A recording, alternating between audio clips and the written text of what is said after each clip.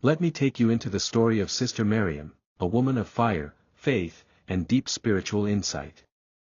At 27, she was admired by all.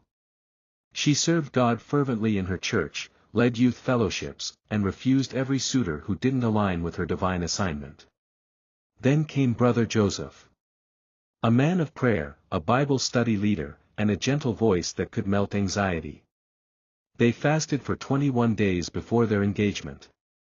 Their premarital counseling was intense. Every confirmation from pastors, dreams, and even Bible verses pointed to a union made in heaven. But 2 years into the marriage, everything changed. Joseph became cold. Spiritually distant. Emotionally unavailable. Arguments replaced affection. At times, verbal abuse left her shattered. She prayed. She cried. She anointed the home. She even questioned if she had misheard God. One night, as she knelt at 3 a.m. with her Bible on her lap, God whispered something she never expected. "You asked me for a husband, but you never waited for my timing. You prayed to hear me, but you never paused long enough to discern my warnings. You confused my permissive will with my perfect will." She wept.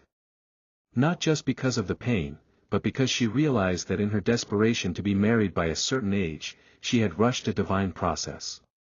But here's the beauty: God did not leave her broken. Over time, through deep healing, deliverance, and both couples and individual counseling, their home began to experience transformation. Joseph faced his hidden trauma.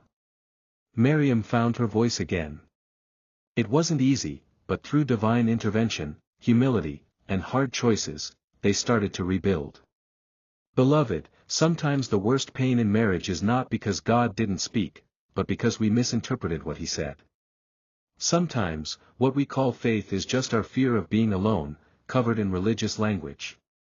And sometimes, God did send the signs, the red flags, the troubling dreams, the mentors who warned us, but we ignored them because our hearts were already made up. Pain in marriage doesn't always mean God failed you. It often means there's a process, a healing, a breaking and remolding taking place. But not every pain is divine. Some are warnings we silenced. Let me speak to your spirit right now. Dove spiritually.